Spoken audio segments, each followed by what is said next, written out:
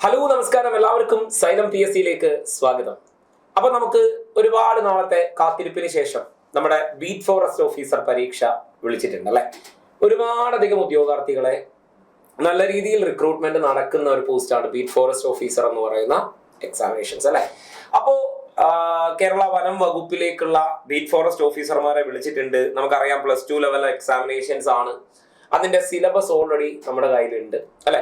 പ്രധാനമായിട്ട് സിലബസ് നമ്മൾ പരിശോധിച്ചു കഴിഞ്ഞാൽ നോക്കൂ, അതിനകത്ത് നമുക്ക് പഠിക്കാനുള്ളത് നമ്മുടെ പൊതുവെയുള്ള നമ്മുടെ PSC പരീക്ഷകൾക്കുള്ള വിഷയങ്ങളായ ചരിത്രം എന്ന് പറയുമ്പോൾ ചരിത്രം 5 മാർക്കിനാണ് നമുക്ക് ചരിത്രം വരിക.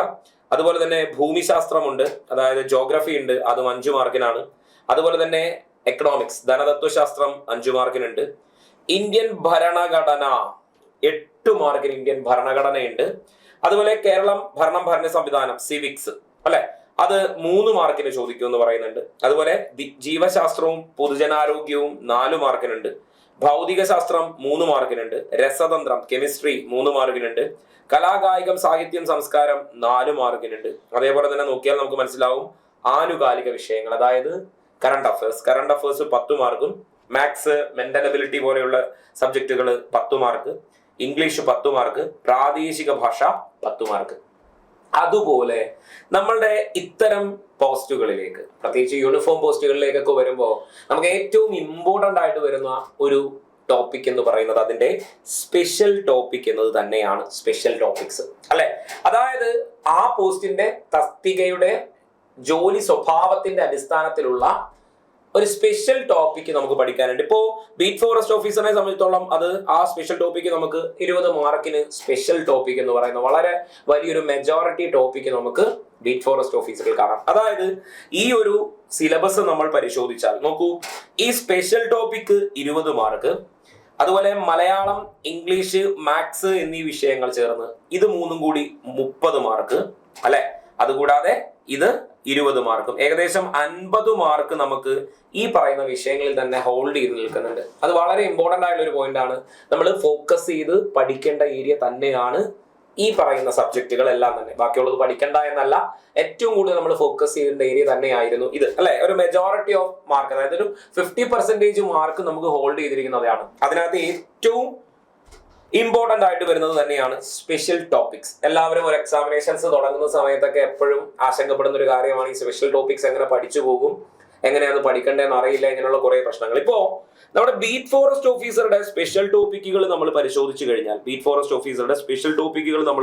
കഴിഞ്ഞാൽ അതിനകത്ത് നമുക്ക് പ്രധാനമായിട്ടും പഠിക്കാനുള്ളത് നോക്കൂ, 20 മാർക്ക് സ്പെഷ്യൽ ടോപ്പിക് ഇവിടെ ഉണ്ട്. അതിനകത്ത് നമുക്ക് പ്രധാനമായിട്ടുള്ള ടോപ്പിക്കുകൾ ഫോറസ്റ്റ്, വൈൽഡ് ലൈഫ്, അതേപോലെ തന്നെ കൺസർവേഷൻ ഓഫ് ഫോറസ്റ്റ് ലൈഫ് എന്ന് പറയുന്ന ഒരു ടോപ്പിക് ഉണ്ട്.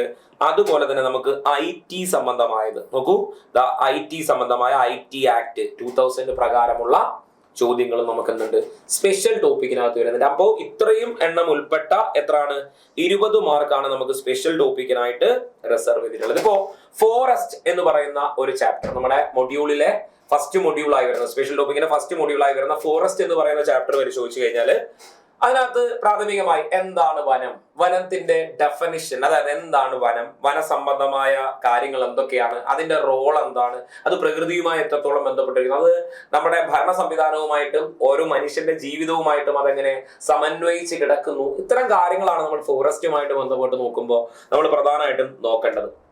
അതുപോലെ നോക്കൂ, forest type of India and Kerala, കേരളത്തിലെയും ഇന്ത്യയിലെയും വിഭാഗങ്ങൾ ഏതൊക്കെ ഉണ്ട് എന്നുള്ളതാണ്. ഫോറസ്റ്റ് ടൈപ്പുകൾ ഏതൊക്കെയാണ്, ഇന്ത്യയുടെയും കേരളത്തിന്റെയും ഫോറസ്റ്റ് ടൈപ്പുകൾ ഏതൊക്കെയുണ്ട് എന്നുള്ള ഭാഗമാണ് അല്ലെ. അതേപോലെ തന്നെ ഫോറസ്റ്റ്, അതായത് വനസംബന്ധമായ ബയോഡൈവേഴ്സിറ്റികളെ കുറിച്ച് നമുക്ക് ആ ചാപ്റ്ററിൽ പഠിക്കാനുണ്ട്. അതുപോലെ നമ്മുടെ കേരളത്തെ സംബന്ധിച്ചിടത്തോളം നമുക്ക് വെസ്റ്റേൺ ഘട്ട് എന്ന് പറയുന്ന വളരെ പ്രധാനപ്പെട്ട അല്ലെ, വളരെ സെൻസിറ്റീവ് ആയിട്ടൊക്കെ നമ്മൾ കാണുന്ന ഒരു മേഖലയാണ് വെസ്റ്റേൺ ഗട്ട്സ്. അവിടുത്തെ മൃഗസമ്പത്ത്, അവിടുത്തെ സസ്യസമ്പത്ത്, ഇങ്ങനെയുള്ള എല്ലാ കാര്യങ്ങളെ കുറിച്ചുമുള്ള കാര്യങ്ങൾ നമ്മൾ ഈ ഒരു ചാപ്റ്ററിൽ പഠിക്കണം അല്ലെ. അതുപോലെ അതിന്റെ ഇത്തരം കാര്യങ്ങളുടെ നാച്ചുറൽ ഹിസ്റ്ററി ആൻഡ് സിഗ്നിഫിക്കൻസ് ആണ് നോക്കേണ്ടത്. പിന്നെ സംസ്ഥാന വനം വന സംവിധാനങ്ങൾ എന്നിവയെ കുറിച്ചുള്ള കാര്യങ്ങൾ നമ്മൾ പഠിക്കുന്നത് ഈ ചാപ്റ്ററിലാണ്. സംസ്ഥാന വനം, വന്യജീവി വകുപ്പുകളുമായി ബന്ധപ്പെട്ടിട്ടുള്ള കാര്യങ്ങളൊക്കെ നമ്മളിവിടെ പഠിക്കുന്നുണ്ട്. പിന്നെ നോക്കൂ, global Indian Kerala scenario, important events, dates related to forest and environment, ഇങ്ങനെയുള്ള കാര്യം. അതായത് വനമോ പ്രകൃതിയുമായി ബന്ധപ്പെട്ടിട്ടുള്ള പ്രധാനപ്പെട്ട സെലിബ്രേഷൻസ്, അതുമായി ബന്ധപ്പെട്ടിട്ടുള്ള പ്രധാനപ്പെട്ട ഡേറ്റുകൾ, ഇങ്ങനെയുള്ള കാര്യങ്ങൾ നമുക്ക് എവിടെ പഠിക്കാനുണ്ട്? ഈ ഫോറസ്റ്റ് എന്ന് പറയുന്ന ചാപ്റ്ററിൽ പഠിക്കാനുണ്ട് അല്ലെ. ഇനി നോക്കൂ, national and international organisation in forestry, വനസംബന്ധമായിട്ടുള്ള അന്താരാഷ്ട്ര സംഘടനകളെ കുറിച്ചുള്ള കാര്യങ്ങൾ നമുക്ക് പഠിക്കാനുള്ളതും ഇവിടെ തന്നെയാണ് അല്ലെ. ഇനി നമ്മൾ നോക്കിക്കഴിഞ്ഞാൽ അതുപോലെ climate change, mitigation and forest. അപ്പോൾ പ്രധാനമായും ഫോറസ്റ്റും അതിന്റെ പ്രാഥമിക സംബന്ധമായ വിവരങ്ങളും നമ്മുടെ ചുറ്റുപാടുമായി ബന്ധപ്പെട്ടിട്ടുള്ള വനസംബന്ധമായ വിഭവങ്ങളുടെ പ്രധാനപ്പെട്ട വസ്തുതകളാണ് നമുക്ക് ഫസ്റ്റ് മോഡ്യൂളിലേക്ക് വരുന്നത്. സെക്കൻഡ് മോഡ്യൂളിലേക്ക് വന്നു കഴിഞ്ഞാൽ അപ്പോൾ ഫോറസ്റ്റ് എന്ന് പറയുന്ന ആ ഒരു ഒറ്റ ചാപ്റ്റർ തന്നെ നമുക്ക് 6 മാർക്കിനാണ് ഇതിൽ നിന്നും ചോദ്യം കൃത്യമായി പറയുന്നുണ്ട്. ഫോറസ്റ്റ് എന്ന് പറയുന്ന ചാപ്റ്ററിൽ നിന്നും 6 മാർക്ക്. ഇനി വൈൽഡ് ലൈഫാണ്. വൈൽഡ് ലൈഫിലേക്ക് വരുമ്പോൾ നോക്കൂ, എന്താണ് വൈൽഡ് ലൈഫ്, അതിന്റെ ഡെഫിനിഷൻ എന്താണ്, എത്ര തരം വൈൽഡ് ലൈഫുകൾ ഉണ്ട് അല്ലെ. അതുപോലെ തന്നെ വൈൽഡ് ലൈഫും അതുമായി ബന്ധപ്പെട്ടുള്ള ത്രെട്ട്, അപ്പൊ പറഞ്ഞ റെഡ് ലിസ്റ്റ്, എൻഡേഞ്ചേർഡ് സ്പീഷീസ്, ഇങ്ങനെയുള്ള കുറേ അധികം കാര്യങ്ങളുണ്ട്. അതിന്റെ പ്രൊട്ടക്ഷനുമായി ബന്ധപ്പെട്ട കാര്യങ്ങളുണ്ട് അല്ലെ. സൈറ്റ്സ്, ട്രാഫിക്, ഇങ്ങനെയുള്ള കുറേ അധികം മാനദണ്ഡങ്ങളെ കുറിച്ച് നമുക്ക് പഠിക്കാനുണ്ട് അല്ലെ. അതുപോലെ വൈൽഡ് ലൈഫ് കൺസർവേഷൻസിനെ കുറിച്ചുള്ള കാര്യങ്ങൾ നമുക്കറിയാം. ഓക്കെ, അതുപോലെ ഇൻസിറ്റു എക്സിറ്റു മെഷേഴ്സ്, അത് ശരിക്കും ഫോറസ്ട്രിയുമായിട്ടൊക്കെ ബന്ധപ്പെട്ടുള്ള വളരെ പ്രധാനപ്പെട്ടുള്ള ഒരു ഡെഫിനിഷനാണ് ഇൻസിറ്റു എക്സിറ്റു മെഷേഴ്സ് എന്നൊക്കെ പറയുന്നത്. പിന്നെ നോക്കൂ, protected areas in India and in Kerala, ഇന്ത്യയിലെയും കേരളത്തിന്റെയും സംരക്ഷിത പ്രദേശങ്ങളുമായിട്ട് ബന്ധപ്പെട്ടുള്ള വിവരങ്ങൾ നമുക്ക് ഈ ഒരു ചാപ്റ്ററിൽ പഠിക്കാനുണ്ട്. കഴിഞ്ഞ തവണയൊക്കെ നല്ല രീതിയിലുള്ള ചോദ്യങ്ങൾ വന്നിട്ടുണ്ടായിരുന്ന ഒരു ഭാഗമാണത്. അതുപോലെ ദേശീയ ഉദ്യാനങ്ങൾ, national parks, wildlife sanctuaries, community reserves, conservation reserves, MAB programmes. എന്താണ് മാൻ ആൻഡ് ബയോസ്ഫിയർ? അതാണ് മാബ് പ്രോഗ്രാം എന്ന് പറയുന്നത്, മാൻ ആൻഡ് ബയോസ്ഫിയർ പ്രോഗ്രാംസ്. അങ്ങനെയുള്ള കാര്യങ്ങളെ കുറിച്ചുള്ള കാര്യങ്ങൾ, ബയോസ്ഫിയർ റിസർവുകളെ കുറിച്ചുള്ള കാര്യങ്ങൾ, ഇതൊക്കെയാണ് നമുക്ക് വൈൽഡ് ലൈഫ് എന്ന് പറയുന്ന കാര്യത്തിൽ പഠിക്കാനുള്ളത്. അതുപോലെ IUCN റെഡ് ലിസ്റ്റ് കാറ്റഗറീസിനെയും അതിന്റെ ക്രൈറ്റീരിയയെ കുറിച്ചുമുള്ള കാര്യങ്ങൾ നമുക്ക് വൈൽഡ് ലൈഫിനകത്ത് പഠിക്കാനായിട്ടുണ്ട്. ഇനി നോക്കൂ, നെക്സ്റ്റ് ചാപ്റ്റർ എന്ന് പറഞ്ഞാൽ conservation of forest and wild life ആണ്. ഇതിനകത്ത് കൂടുതൽ നമ്മൾ നോക്കിക്കഴിഞ്ഞാൽ കുറെ അധികം ആക്ടുകൾ, അതിൽ ഇമ്പോർട്ടന്റ് ആയിട്ട് വരുന്നത് ഇന്ത്യൻ ഫോറസ്റ്റ് ആക്ട്, അതായത് ബ്രിട്ടീഷ് കാലഘട്ടങ്ങളിൽ ഉണ്ടായിരുന്ന ഇന്ത്യൻ ഫോറസ്റ്റ് ആക്ട് 1927 കുറിച്ചുള്ള കാര്യം വളരെ ഇമ്പോർട്ടന്റ് ആയിട്ടുള്ള ഒരു ചാപ്റ്റർ ആണത്. അതായത് ബ്രിട്ടീഷ് ഭരണകാലഘട്ടങ്ങളിൽ ഇന്ത്യൻ വനസമ്പത്തുമായി ബന്ധപ്പെട്ടിട്ടുണ്ടായിരുന്ന ഭരണ നയങ്ങൾ അല്ലെങ്കിൽ നിയമ സംവിധാനങ്ങളെ കുറിച്ചിട്ടാണ് അവിടെ നമുക്ക് നോക്കേണ്ടത്. ഓക്കെ, അതുപോലെ തന്നെ റിസർവ് ഫോറസ്റ്റ് എന്താണ്, പ്രൊട്ടക്റ്റഡ് ഫോറസ്റ്റ് എന്താണ്, വില്ലേജ് ഫോറസ്റ്റ് എന്താണ്, ഇങ്ങനെയുള്ള കാര്യങ്ങൾ, അതിന്റെ ഡെഫിനിഷൻ, ബേസിക് ആയിട്ടുള്ള കാര്യങ്ങളാണ് നമ്മൾ പ്രധാനമായിട്ടും അതിന്റെ കോൺസെപ്റ്റ് നോക്കേണ്ടത്. പിന്നെ നോക്കൂ, വൈൽഡ് ലൈഫ് പ്രൊട്ടക്ഷൻ ആക്ട്, കാലിക പ്രസക്തമായിട്ട് വളരെയധികം ചർച്ച ചെയ്യപ്പെടുന്ന ഒരു വിഷയമാണ് നമ്മുടെ വൈൽഡ് ലൈഫ് പ്രൊട്ടക്ഷൻ ആക്ട് 1972, 1972 വനസംരക്ഷണ നിയമവുമായി ബന്ധപ്പെട്ടിട്ടുള്ള കാര്യങ്ങൾ. ഇപ്പോൾ റീസെന്റ്ലി കുറെ അധികം ചർച്ചകൾ കേരള സംസ്ഥാനവുമായിട്ടൊക്കെ ബന്ധപ്പെട്ട് കുറെ അധികം ചർച്ചകൾ നടക്കുന്ന ഒരു ചാപ്റ്റർ ആണ്, അതായത് വൈൽഡ് ലൈഫ് പ്രൊട്ടക്ഷൻ ആക്ട് 1972 എന്ന് പറയുന്നത്. ഓക്കെ, ഇനി പ്രൊട്ടക്റ്റഡ് ഏരിയാസ്, അതുമായി ബന്ധപ്പെട്ടിട്ടുള്ള ഏതൊക്കെ ഷെഡ്യൂളുകളാണ് അതിനകത്തുള്ളത്, ഇങ്ങനെയുള്ള കാര്യങ്ങൾ. ഇനി നോക്കൂ, ഫോറസ്റ്റ് കൺസർവേഷൻ ആക്ട്. നോക്കൂ, forest conservation act 1980 and its objectives.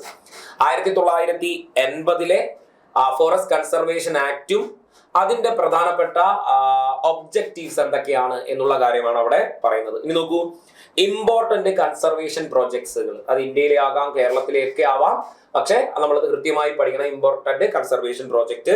അതുപോലെ നോക്കൂ, അതായത് കൺസർവേഷൻ പ്രോജക്ട് എന്ന് പറയുമ്പോൾ നോക്കൂ, പ്രൊജക്ട് ടൈഗർ, പ്രൊജക്ട് എലിഫന്റ് അല്ലെ, girl lions, snow leopard, great Indian bastard, അതുപോലെ ക്രോക്കലൈൻ ബ്രീഡിംഗ് തുടങ്ങിയിട്ടുണ്ടായിരുന്ന മൃഗങ്ങളെ സംരക്ഷിക്കുന്ന സംരക്ഷണ പദ്ധതികളെ കുറിച്ചുള്ള കാര്യങ്ങളാണ് നമ്മൾ ഇവിടെ പഠിക്കുക. ഈ പറയുന്ന conservation of forest and wild ലൈഫിൽ പഠിക്കുക. 5 മാർക്കാണ് അതിന് വരുന്നത്. ഇപ്പൊ തന്നെ ടോട്ടൽ എത്ര മാർക്ക് ആയിട്ടുണ്ട്? 5ഉം 6ഉം 5ഉം 11ഉം 11ഉം 7ഉം 18 മാർക്ക് നമുക്ക് ഇവിടെ തന്നെയായി. ബാക്കി വരുന്ന കാര്യം എന്ന് പറയുന്നത് നമുക്ക് പ്രധാനമായിട്ടും എവിടെയാണ് വരുന്നത്? IT എന്ന് പറയുന്ന ഭാഗത്ത്. അതായത് ബാലൻസ് വരുന്ന എത്ര മാർക്കാണ്? 2 മാർക്ക് നമുക്ക് നിൽക്കുന്നത് IT-യിലാണ്. IT-യിൽ നമുക്ക് കൃത്യമായിട്ട് സെക്ഷൻസ് എടുത്ത് തന്നെ പറയുന്നുണ്ട്. IT ആക്ടുമായിട്ട് ബന്ധപ്പെട്ടുള്ളത് section 43, 43A, 65, 66, 66B, 66C, D, അങ്ങനെ കുറേ അധികം അല്ലെ, കുറേ നമ്പറുണ്ട്. Penalty and compensation for damage of computer system, അല്ലെ, കമ്പ്യൂട്ടറുമായിട്ടും സൈബർ മെഗുമായിട്ടും ഒക്കെ ബന്ധപ്പെട്ടുള്ള ഒഫൻസുകൾ, അതിന്റെ പെനാൽറ്റികൾ, ഇങ്ങനെയുള്ള കാര്യങ്ങളൊക്കെയാണ് നമുക്ക് പ്രധാനമായിട്ട് ഇവിടെ പറയുക, ഈ IT ആക്ടിൽ പറയുക. അങ്ങനെ അത്യാവശ്യം നല്ല ഒരു എസ്റ്റാബ്ലിഷ്ഡ് ആയിട്ടുള്ള ഒരു സിലബസ് ആണ് ഫോറസ്റ്റ് ഈ പറയുന്ന BFO എന്ന് പറയുന്ന പോസ്റ്റിലേക്ക് നമുക്ക് വന്നിട്ടുള്ളത്. സ്പെഷ്യൽ ടോപ്പിക്കാണ്. ബാക്കിയുള്ളതൊക്കെ നമുക്ക് അറിയാവുന്ന കാര്യമാണ്.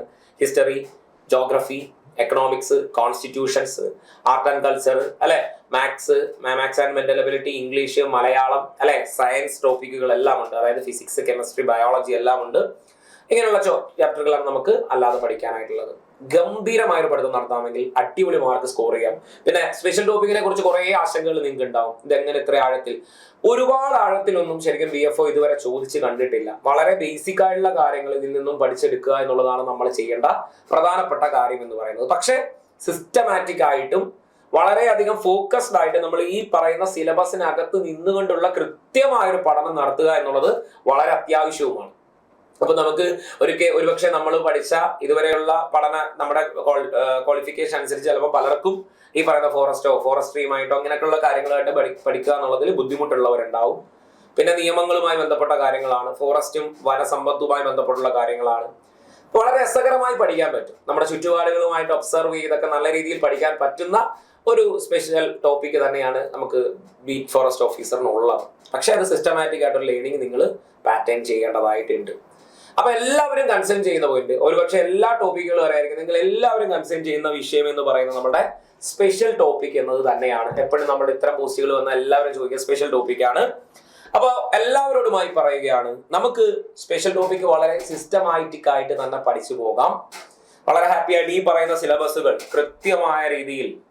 കൃത്യമായ രീതിയിൽ പഠിച്ചു തീർക്കത്തക്ക രീതിയിലുള്ള നിങ്ങൾക്കൊക്കെ വളരെ അഫോർഡബിൾ ആയിട്ടുള്ള ഒരു ബാച്ച് നമ്മൾ എന്ത് ചെയ്യുന്നുണ്ട്, ഇവിടെ ലോഞ്ച് ചെയ്യുന്നുണ്ട്. വളരെ അഫോർഡബിൾ ആയിട്ടുള്ള ഒരു ബാച്ച് നമ്മൾ ഇവിടെ ലോഞ്ച് ചെയ്യുന്നുണ്ട്. ബീറ്റ് ഫോറസ്റ്റ് ഓഫീസറിന്റെ സ്പെഷ്യൽ ടോപ്പിക്കിനായിട്ട് ഒരു ബാച്ച് നമ്മൾ ഈ വരുന്ന ഓഗസ്റ്റ് മാസം 28, അതായത് 2025 ഓഗസ്റ്റ് 28 നമ്മൾ ബീറ്റ് ഫോറസ്റ്റ് ഓഫീസറിന് വേണ്ടി മാത്രമായിട്ടുള്ള ഒരു സ്പെഷ്യൽ ടോപ്പിക് ബാച്ച് സ്റ്റാർട്ട് ചെയ്യുന്നുണ്ട്.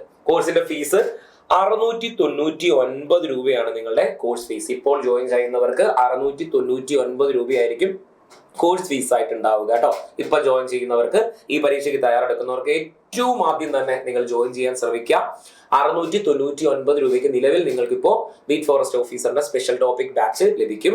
അപ്പോൾ നമ്മുടെ ബാച്ച് തുടങ്ങുന്നത് ഈ വരുന്ന ഓഗസ്റ്റ് 28 അതായത് 2025 ഓഗസ്റ്റ് 28 നമ്മൾ ബാച്ച് സ്റ്റാർട്ട് ചെയ്യും. സ്പെഷ്യൽ ടോപ്പിക്കിന്റെ ബാച്ച് സ്റ്റാർട്ട് ചെയ്യും. ലൈവ് ക്ലാസ്സുകൾ ഉണ്ടാവും.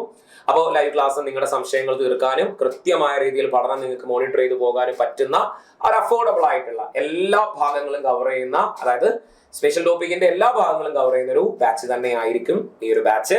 അപ്പോൾ ഇതിന്റെ വാലിഡിറ്റി എന്ന് പറയുന്നത് 6 മാസം അല്ലെങ്കിൽ നിങ്ങളുടെ പരീക്ഷ വരെ ആയിരിക്കും നിങ്ങൾക്ക് ഈ ഒരു കോഴ്സിന്റെ വാലിഡിറ്റി ലഭിക്കുക. 6 മാസം അല്ലെങ്കിൽ നിങ്ങളുടെ പരീക്ഷ ടിൽ എക്സാം വരെ ആയിരിക്കും നിങ്ങൾക്ക് ഈ ഒരു ബാച്ചിന്റെ വാലിഡിറ്റി ലഭിക്കുക. അപ്പോൾ മറക്കണ്ട, ബീറ്റ് ഫോറസ്റ്റ് ഓഫീസറുടെ സ്പെഷ്യൽ ടോപ്പിക് ബാച്ച് അങ്ങനെ നമ്മൾ സ്റ്റാർട്ട് ചെയ്യാൻ പോവുകയാണ്. അധികം സമയമൊന്നുമില്ല. ഈ വരുന്ന ഓഗസ്റ്റ് 28, അതായത് ഒരു 2 ആഴ്ചക്കുള്ളിൽ നമ്മൾ നമ്മുടെ ബാച്ച് സ്റ്റാർട്ട് ചെയ്യുന്നുണ്ട്. ഓഗസ്റ്റ് 28 സ്റ്റാർട്ട് ചെയ്യും. അപ്പോൾ എല്ലാവരും ആദ്യം മുതൽ തന്നെ ബാച്ചിൽ ജോയിൻ ചെയ്യുക. ഒരുപാട് ടൈം ഒന്നും സ്പെൻഡ് ചെയ്ത് കളയാനായിട്ട് നിൽക്കണ്ട. ആദ്യം തന്നെ ജോയിൻ ചെയ്യുക, കൃത്യമായി ലൈവ് അറ്റൻഡ് ചെയ്യുക, കൃത്യമായി ആദ്യം മുതലേ പഠിച്ചു പോവുക. ഉറപ്പായും വാങ്ങാവുന്ന ഗംഭീരമായ ഒരു ജോലിയാണ് ബീറ്റ് ഫോറസ്റ്റ് ഓഫീസർ എന്നുള്ളത്. ഓക്കെ, അപ്പോൾ കൂടുതൽ വിവരങ്ങൾക്കും കാര്യങ്ങൾക്കുമായിട്ട് നിങ്ങൾക്ക് നമ്മുടെ ബോർഡ് നമ്പറുമായിട്ട് ബന്ധപ്പെടാവുന്നതാണ്. നമ്മുടെ ബോർഡ് നമ്പർ നിങ്ങൾക്കറിയാം, താഴെ സ്ക്രോളിൽ ഉണ്ടാവും, താഴെ അറ്റാച്ച് ചെയ്തിട്ടുണ്ടാവും. അല്ലെങ്കിൽ 999500 എന്നാണ് നമ്മളുടെ ബോർഡ് നമ്പർ. ആ ബോർഡ് നമ്പർ വിളിച്ചാൽ നിങ്ങൾക്ക് അഡ്മിഷനുമായി ബന്ധപ്പെട്ട കൂടുതൽ വിവരങ്ങൾ അറിയാൻ സാധിക്കും. ഓക്കെ, അപ്പോൾ കൂടുതൽ മനോഹരമായ ക്ലാസ്സുകളും ഇൻഫർമേഷനുമായിട്ടും ഒക്കെ നമുക്ക് വീണ്ടും കാണാം. അപ്പോൾ നമുക്ക് വീണ്ടും ബാച്ചിൽ കാണാം. Thank you very much.